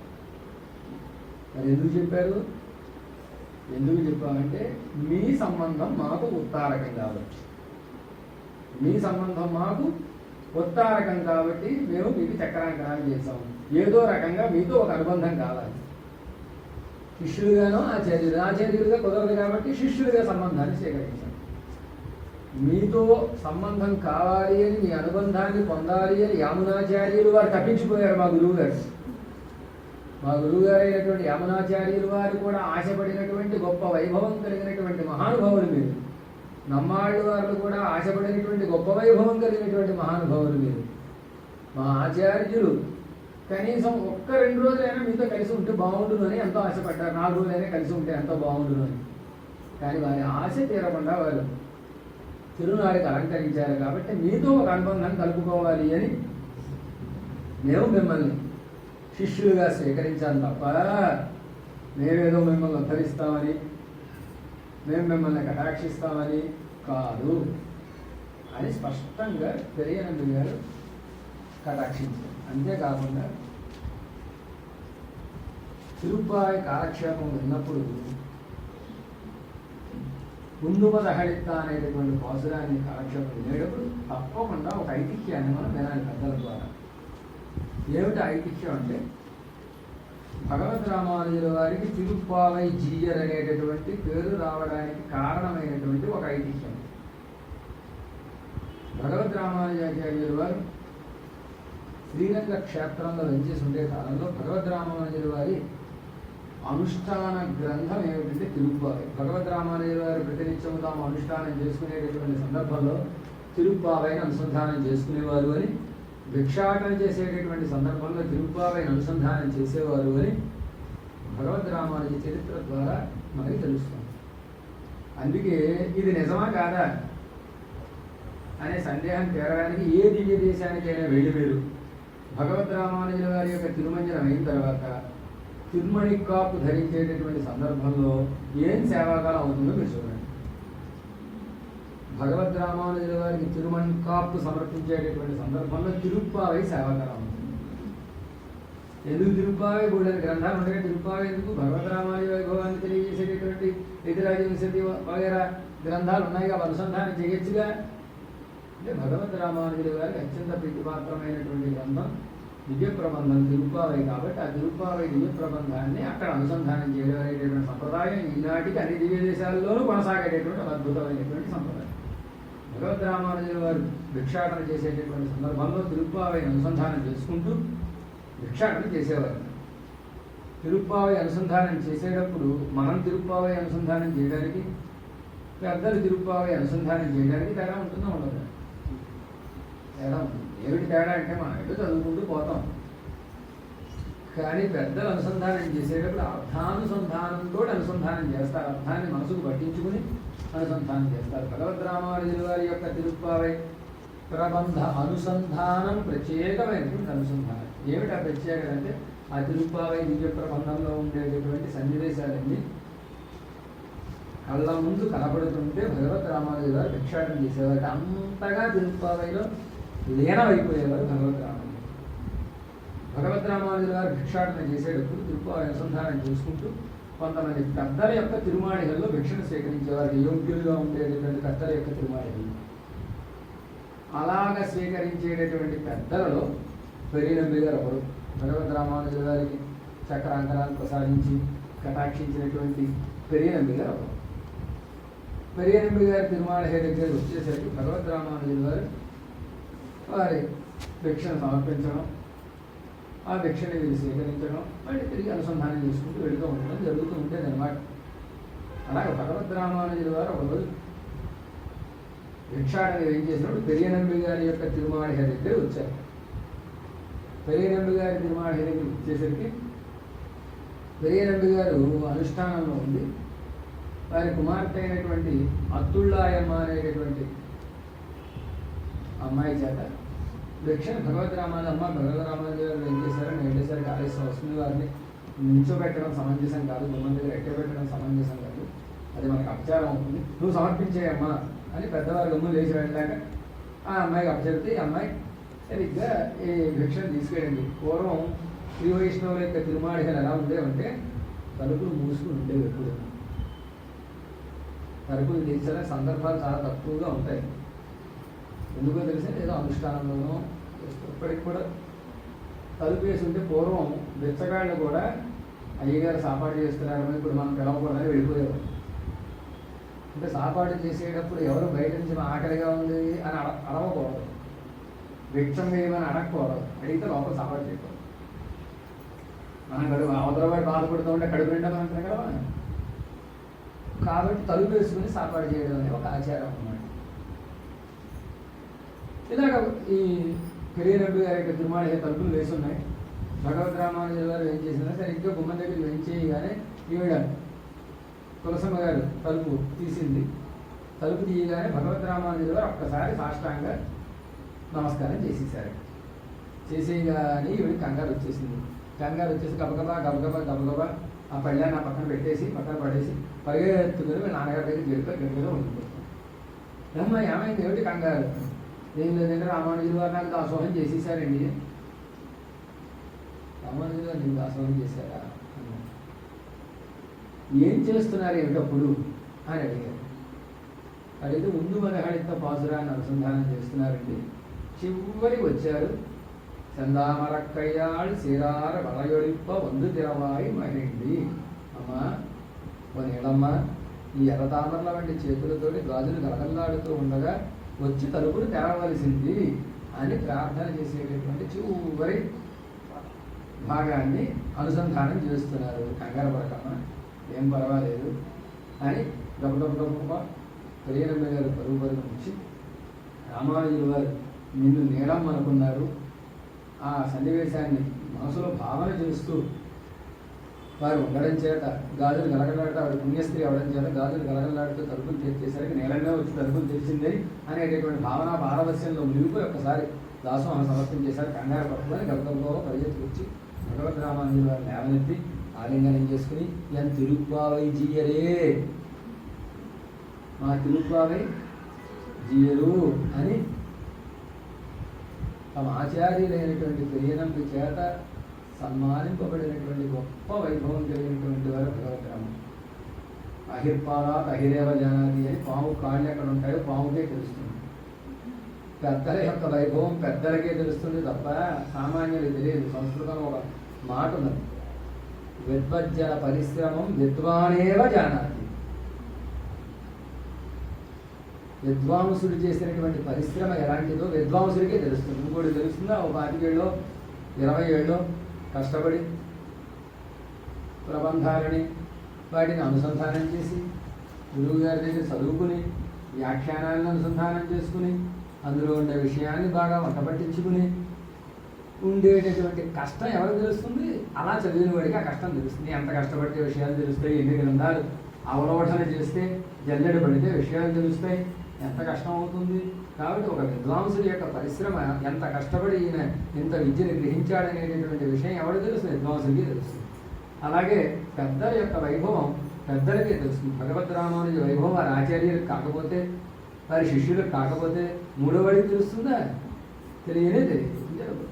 తెలియనంబి గారు భగవద్ రామానుజ వైభవం తెలుసున్నటువంటి మహానుభావులు, వారి స్వభావాన్ని తెలుసుకున్నటువంటి మహానుభావులు అవడం చేత ఒకసారి ఆలింగనం చేసుకుని అని నిరుపావై జీయరే అని సంభావించారు అని ఆచార్యుల చేత కూడా సన్మానింపబడినటువంటి ఆచార్య కటాక్షాన్ని పొందినటువంటి మహానుభావులు భగవద్ రామానుజులు. తెలియనంబి గారు ఏం చేస్తూ ఉంటే, భగవద్ రామానుజులు ఏం చేస్తూ ఉంటే ఒకనొక సందర్భంలో తెలియనంబి గారు భగవద్ రామానుజులు ముందుగా దాసోహం సమర్పించారు. వాళ్ళ అమ్మాయి పక్కనే ఉన్నాను.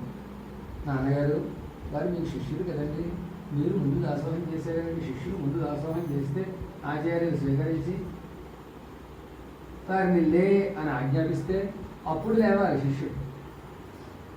దాసోహం చేసినప్పుడు దాసోహం చేసి అలా ఉండాలి, ఇది సంప్రదాయం. లేవండి అన్నాడు గురువు గారు. అలాంటి ఇప్పుడు ఎవరు దాసోహం చేయండి చేస్తారా? ఎవరు కానీ ఆనాడు సంప్రదాయం అలా ఉండేది. లే అంటే అప్పుడు లేవాలి. అలాంటిది మీరే ఎదురు దాసోహం చేస్తున్నారు ఏమిటండి అని అడిగింది ఆ అమ్మాయి. అడిగితే భగవద్ రామానుజులు అది పెరియనంబి గారు నవ్వేసి సమాధానం చెప్పకుండా ఊరుకుంది. మరలా ఇంకోసారి ఇదే విధంగా నమస్కారం చేస్తే శిష్యులు అందరూ అడిగారు, ఏమండి గురువు గారు ఏమిటి ఆయన నమస్కారం చేస్తారు? శిష్యులకి గురువు గారు నమస్కారం చేయాలా, గురువు గారు శిష్యులు నమస్కారం చేయాలి? అంటే రామానుజులకు గురువులు కూడా నమస్కారం చేయాలయా? రామానుజుల వైభవం అలాంటిది. భగవద్ రామానుజులు అంటే సాక్షాత్తు మా ఆచార్యులైనటువంటి ఆడవందారులే. భగవద్ రామానుజులు వారు ఏం చేస్తూ ఉంటే సాక్షాత్తు మా ఆచార్యులైనటువంటి ఆళ్ళవందారులే నడిచి వస్తున్నట్టుగా మాకు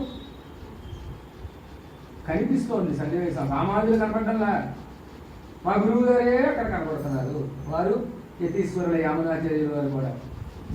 యామునాచార్యులు కాషాయాలు కట్టుకుని త్రిదండాన్ని ధరించి నడిచి వస్తూ ఉంటే ఆ కాలంలో మేము కాలక్షేపాలు తినేటటువంటి సమయంలో ఎలా ఉన్నారో రామానుజులు అలా ఉన్నారు. ఈనాటికి చాలా అద్భుతమైనటువంటి సంప్రదాయ రహస్యాలు మన సంప్రదాయంలో ఉన్నాయి. పెద్దలను అనువర్తిస్తే తప్ప రహస్యాలు తెలియదు. ఊరికే పైన పుస్తకాలు చదివి ఏదో 1-2 గ్రంథాలు కాలక్షేపాలు చేస్తే తెలియదు. పెద్దలను అనుసరించాలి. ఎంతో కాలం పెద్దలను అనుసరిస్తే తెలుస్తుంది. రామచంద్రుడి యొక్క గొప్పతనాన్ని చెబుతూ వశిష్ఠుడు అంటాడు, రామచంద్రుడు ఎందుకంత గొప్పవాడు అయ్యాడంటే విద్వాంసుడు అయ్యాడు. ఇన్ని రహస్యాలు మర్మాలు ఈయనకి ఎలా తెలిసాయి? విద్యలో ఉండే రహస్యాలు ఎలా తెలిసాయి అంటేట బహూన్ వృద్ధాన్ పర్యుపాసిత, ఎంతోమంది వృద్ధులని ఉపాసన చేశాడండి రామచంద్రుడు. పెద్దల్ని సేవించాలి. సేవించడం అంటే ఉపాసన, భగవంతుని ఎలా అయితే ఉపాసన చేస్తారో అలాగే పెద్దల్ని ఉపాసన చేశాడు రామచంద్రుడు. కాబట్టి పెద్దల సాహచర్యం వల్లే విషయాలు తెలుస్తాయి. ఉపదేశాలు ఏం చేయగల, అన్నిటికీ ఉపదేశాలు పెట్టి చెప్పాలంటే సాధ్యం కాదు. పెద్దలను అనుసరించి ఉంటే వాళ్ళ ఆచారాన్ని బట్టి వృద్ధాచారం అని వారి ఆచారం ప్రమాణం, పెద్దల యొక్క ఆచారం. ఈనాటికి కూడా శ్రీపాదతీర్థ గ్రహణ సమయంలో ఏ శిష్యుడైతే యోగ్యుడిగా ఉండేటటువంటి శిష్యుడు శ్రీపాదతీర్థాన్ని ఆచార్యుడికి చేర్చేటప్పుడు ఆచార్యుడు ఆ శిష్యుడిని ఆచార్యుడు అనుకోవాలి తప్ప శిష్యుడు అనుకోవాలి. నేను ఆచార్యుడిని, వీడు నాకు శిష్యుడు అనే భావన పొందకూడదు. భావన పొందితే శిష్యుడికి కాలక్షేపం చెప్పేటప్పుడు గురువుగా ఎలా ఉండాలి? తమ ఆచార్యులే తమ స్థానంలో ఉండి తమ చేత కాలక్షేపాన్ని చెప్పిస్తున్నారు అని భావన చేయాలి. ఏదో వాడి శిష్యుడు, నేను గురువుని కాబట్టి వీణా దగ్గర చదువుకున్నాడండి, ఎక్కడైనా వీణా దగ్గర చదువుకున్నాడండి వీడికి నేనేం చెప్పానండి కాలక్షేపాలు అని కొంతమంది చెబుతూ ఉంటారు. అది సంప్రదాయం కాదు. పెద్దలను ఉపాసించడం ద్వారా, పెద్దలను అనుసరించడం ద్వారా ఎన్నో రహస్యాలు తెలుస్తాయి అని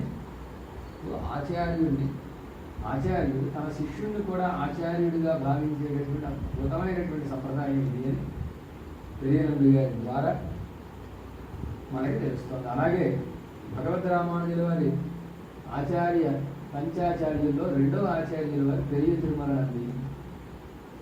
వీరి మహాత్మ్యం చెప్పడానికి సాధ్యం కాదు. భగవద్ రామానుజుల యొక్క ఆచార్యులు పెరియ తిరుమలానంది గారు చాలా గొప్పవారు. వారు వీరికి మేనమామ గారే కదా వీరికి నామకరణం చేసింది. వారి వైభవం బాగా తెలుసున్నటువంటి మహానుభావులు పెరియ తిరుమలానంది. అలాంటి మేనమామ గారు అయినటువంటి పెరియ తిరుమలానంద గారి వద్ద శ్రీరామాయణంలో ఉండేటటువంటి రహస్యాన్ని సేవించడం కోసం భగవద్ రామానుజులు వారు తిరుమల క్షేత్రానికి వెంచేశారు. ఈ మహానుభావుల యొక్క వైభవాన్ని తెలియజేసే ఒక కళీయం ఉంది, శ్లోకం ఉంది, అద్భుతమైన శ్లోకం. పితామహస్యాపి పితామహాయ రాచేత సాదేశ ఫలప్రదాయ శ్రీ భాష్యకార ఉత్తమదేశికాయ శ్రీశైల పూర్ణాయ నమో నమస్కారం. శ్రీశైల పూర్ణుడికి నమస్కారం. ఎలాంటి వారు వీరు? పితామహస్యాపి పితామహాయ. పితామహుడు అంటే ఎవరు? బ్రహ్మగారు. పిత అంటే తండ్రి, పితామహుడు అంటే తండ్రి, మాతామహుడు అంటే తల్లి తండ్రి. పితామహుడు అంటే బ్రహ్మగారికి పేరు. ఆ బ్రహ్మగారికి కూడా ఈయన తాతయ్య. పితామహుడైనటువంటి బ్రహ్మకు కూడా పితామహుడు అయ్యారంటే ఈ మహానుభావుడు. ఎందుకు పితామహుడు అయ్యారండి అంటే తిరువేంకటముడి గారి చేత, వెంకటేశ్వర స్వామి చేత నాన్న తండ్రి అని పిలువబడడం చేత వెంకటేశ్వర స్వామికి తండ్రి అయితే, పరమాత్మకి తండ్రి అయితే, పరమాత్మ బ్రహ్మకి ఏమవుతాడు? ఆయన నాకు నుంచేగా పుట్టాడు. పరమాత్మ బ్రహ్మకి ఏమవుతాడు? తండ్రి అవుతాడు. పరమాత్మ బ్రహ్మకి తండ్రి అవుతాడు. కాబట్టి తండ్రికి తండ్రి ఏమవుతాడు? తాత అవుతాడు. బ్రహ్మగారికి కూడా తాత అయినటువంటి కాబట్టి ఇంటి తగ్గిందన్న. పితామహస్యాపి పితామహాయ రాచేత సాదేశ ఫలప్రదాయ. రచేతసుడు అని వాల్మీకి మహర్షి పేరు. వాల్మీకి మహర్షి అందించినటువంటి శ్రీరామాయణంలో ఉండేటటువంటి ఫలాలను అందరికీ అందించినటువంటి మహానుభావులు, భగవద్ రామానుజులకు అందించినటువంటి మహానుభావులు పెరియ తిరుమలానంద. రాచేత సాదేశ ఫలప్రదాయ. వాల్మీకి రామాయణంలో ఉండేటటువంటి ఫలాలను అందించినటువంటి మహానుభావులు. ఇంకొక డిగ్రీ వీరికి చెప్తున్నారు. ఒక డిగ్రీ ఏమిటి? బ్రహ్మగారికి తాత అయిన వారు అని. రెండవ డిగ్రీ ఏమిటి? శ్రీ భాష్యకారోత్తమ దేశికాయ. శ్రీ భాష్యకారుల వారికి అత్యుత్తమమైనటువంటి గురువు గారు. శ్రీశైల పూర్ణాయ నమో నమస్కారం. శ్రీశైల పూర్ణ నమస్కారం, నమో నమః అని ఆయన గొప్ప వైభవం కలిగినటువంటి మహానుభావులు. తిరుమలలో ఉండేటటువంటి వెంకటేశ్వర స్వామికి అత్యద్భుతమైనటువంటి కైంకర్యం చేసి తద్వారా వెంకటేశ్వర స్వామి చేత తండ్రిగా సంభావింపబడినటువంటి మహానుభావులు. అలాంటి మహానుభావుల దగ్గర శ్రీరామాయణ రహస్యాన్ని వినడానికి భగవద్ రామానుజుల వారు తిరుమలకి వెంచేశారు. ఎన్నిసార్లు విన్నారో తెలుసండి? 18 పర్యాయాలు విన్నారు. 18 పర్యాయాలు విన్నారంటే మొదటిసారిగా కొంతకాలం, మొదటి కాండ కొంతకాలం, రెండవ కాండ అలా వెళ్ళా మొత్తం రామాయణంలో ఉండే రహస్యాలని 18 సార్లు 18 విధాలుగా అంటే 18 రకాలుగా అందించారన్నమాట. అందులో ఉండే రహస్యాన్ని ఒక్కొక్క ఘట్టంలో ఉండేటటువంటి మర్మాలని 18 రకాలుగా అందించినటువంటి మహానుభావులు తెలియజేయడం. రామానుజుల వారి చరిత్రలో 18 ప్రత్యేకత.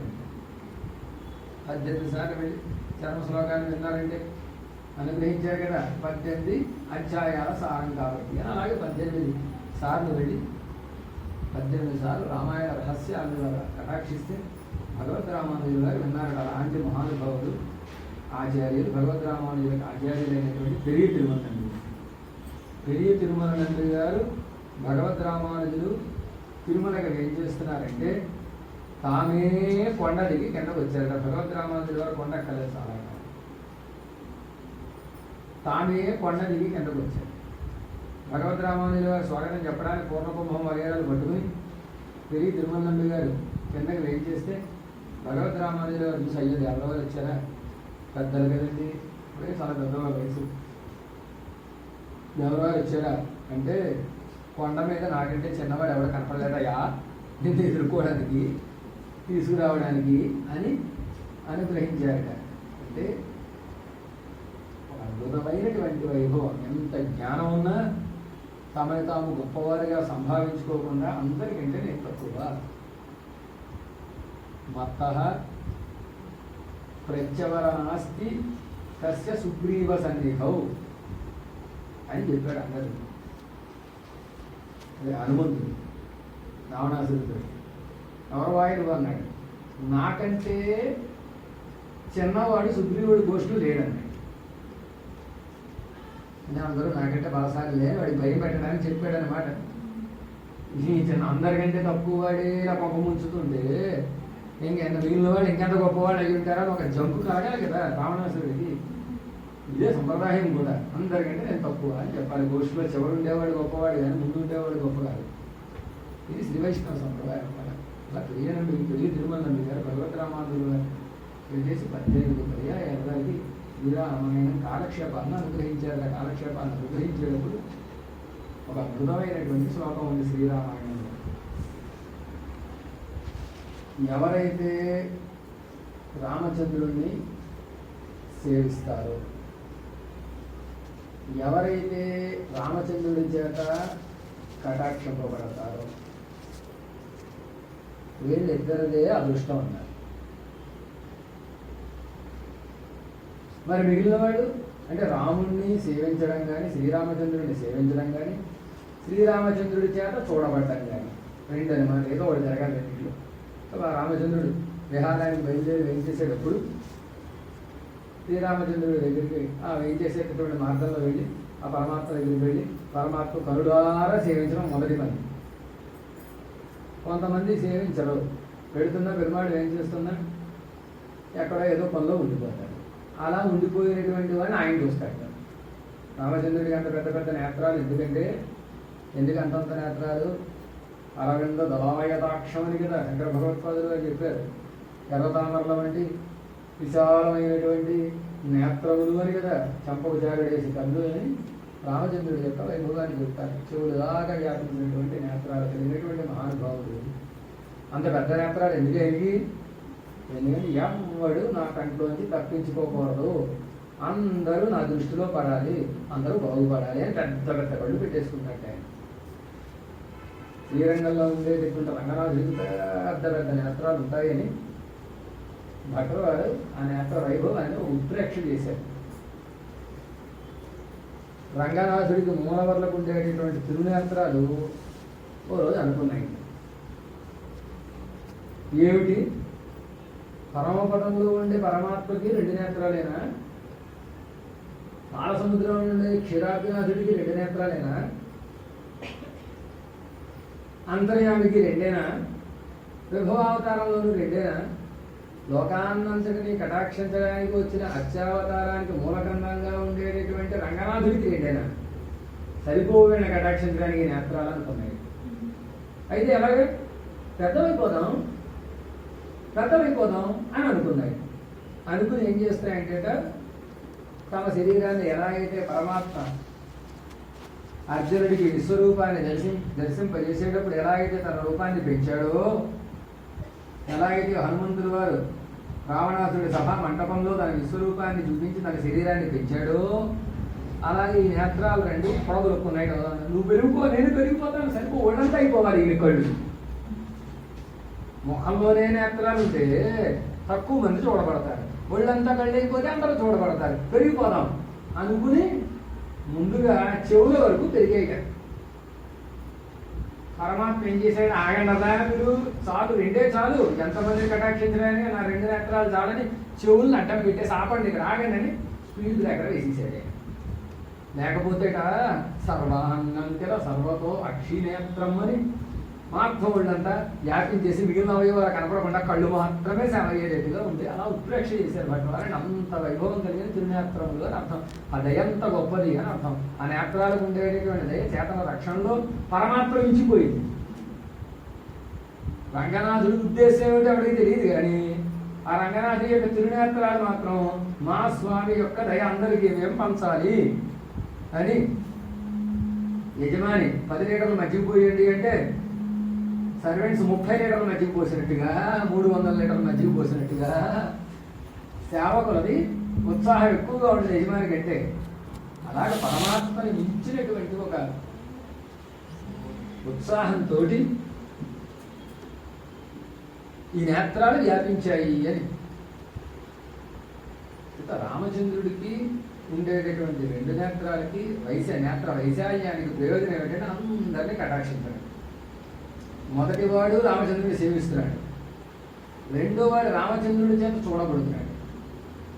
రామచంద్రుడిని తాను చూడడం కానీ అంటే సేవించడం కానీ, లేదా రామచంద్రుడి చేత తాను చూడబడటం కానీ, రెండిట్లో ఏదో ఒకటి జరగాలి. ఈ రెండు జరగని వాడు ఎవడైనా ఉంటే వాడి జీవితంలో ఒక్కసారైనా రామచంద్రుడిని దర్శించిన వాడు కానీ, వాడి జీవితంలో ఎప్పుడైనా రామచంద్రుడి కళ్ళల్లో పడనివాడు కానీ ఉంటే లోకం అంతా వాడిని అసహించుకుంటుంది. బతుకు బతికారా, పరమాత్మని సేవించలేదా అమ్మవారి కాలంలో ఉండి, అయోధ్యలో ఉండి అని అందరూ అసహించుకుంటారు. కనీసం ఆయన కళ్ళలోనైనా పడలేదా, దౌర్భాగ్యుడా అని అందరూ అసహించుకుంటారు. అందరూ అసహించుకోవడమే కాదు, ఈ లోపల నుండి ఆత్మ ఉంటుంది చూసారా, ఈ ఆత్మ చిచి ఈ దరిద్రం ఎప్పుడు చచ్చిపోతాడు, ఎప్పుడు పోతాడో వీడు ఇంకో శరీరంలో వెళ్ళిపోదాం. ఈ దౌర్భాగ్యుడు రామచంద్రుడు చూడలేదు, ఆయన కళ్ళలోనూ పడలేదు, చిచి చిచి అని ఆత్మ కూడా అసహించుకుంటుంది. స్వాత్మాప్యాన బిగర్హ్యతే, ఆత్మచేత కూడా అసహించుకోబడతాడు. ఒక అద్భుతమైనటువంటి శ్లోకాన్ని వాల్మీకి మహర్షి అనుగ్రహించాడు. ఈ శ్లోకాన్ని పెరిగి తిరుమల గారు వ్యాఖ్యానాన్ని అనుగ్రహిస్తే ఇక్కడ 2 చూడడం, చూడబడడం. చూడడం అనేది స్వగత స్వీకారం, చూడబడడం అనేది పరగత స్వీకారం. అంటే తానుగా పరమాత్మని సేవించడం, వీడు ప్రమేయం లేకుండా ఆయన వీడిని చూడడం, కటాక్షించడం. ఈ స్వగత స్వీకార పరగత స్వీకారాల్లో ఏది ఉపాయం అని భగవద్ రామానుజు గారు ఒక ప్రశ్న వేశారు. ప్రశ్న వేస్తే పెరిగి తిరుమల గారు సమాధానం చెప్పారు. అయ్యా, స్వగత స్వీకారము ఉపాయం కాదు, పరగత స్వీకారము ఉపాయం కాదు, మీరే ఉపాయం. ఇవేవో ఉపాయాలు కాదు. పరమాత్మని మనం స్వీకరించడమో ఉపాయమో, లేదా ఆయన చేత మనం స్వీకరించబడ్డమో ఇది కాదు ఉపాయం. మీరే సాక్షాత్ ఉపాయము.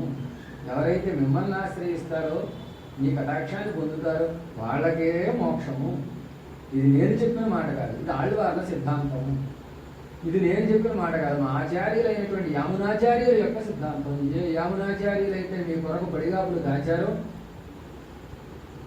అలాంటి గొప్ప వైభవం కలిగినటువంటి మహానుభావులు మీరు. కాబట్టి మీ కటాక్షమే మా బోట్లందరికీ కూడా, మాకందరికీ కూడా ఉజ్జీవనము అని పెరిగి తిరుమల మీద అత్యద్భుతంగా రామానుజ వైభవాన్ని ప్రకాశింపజేశారుగా. ఇది రామానుజ వైభవం. రామానుజుల శ్రీపాద సంబంధం కలిగిన శిష్యులే కాదు, రామానుజుని శిష్యులుగా స్వీకరించిన ఆచార్యులకు కూడా రామానుజ సంబంధం ఉత్తారణం. ఇది రామానుజులు చెప్పుకున్న మాట కాదు, వారు చెప్పుకుంటే నమ్మక్కర్లా. ఆచార్యులే స్వయంగా చెప్పినట్టు అతి రహస్యమైనటువంటి విషయాలన్నమాట. ఇవన్నీ కూడా ఆయా గ్రంథాల్లో, ఆయా సందర్భాల్లో పెద్దలు కటాక్షించినటువంటి విషయాలు. సామాన్యంగా బయట చెప్పేస్తే నమ్మకం కలగదు. అందుకు జాగ్రత్తగా పెద్దలు దీన్ని సందర్భోచితంగా నమ్మకం కలిగినటువంటి భగవద్ రామానుజ చరణారవిందములే రక్షకములు అనేటటువంటి దృఢమైనటువంటి నమ్మిక కలగడానికి, కలిగిన వారికి మరింతగా ఆ నమ్మిక దృఢపడటానికి ఆయా సందర్భాల్లో తెలియజేసినటువంటి అద్భుతమైనటువంటి రహస్యాలు. ఇంకా మిగిలినటువంటి 3 ఆచార్యులు ఉన్నారు. 2 ఆచార్యుల గురించి మనం కొంతవరకు మన యొక్క గ్రంథం ఏ విధంగా రామానుజుని భావన చేశారు, వీళ్ళ 3 గురించి రేపు మనం వినబోతాం.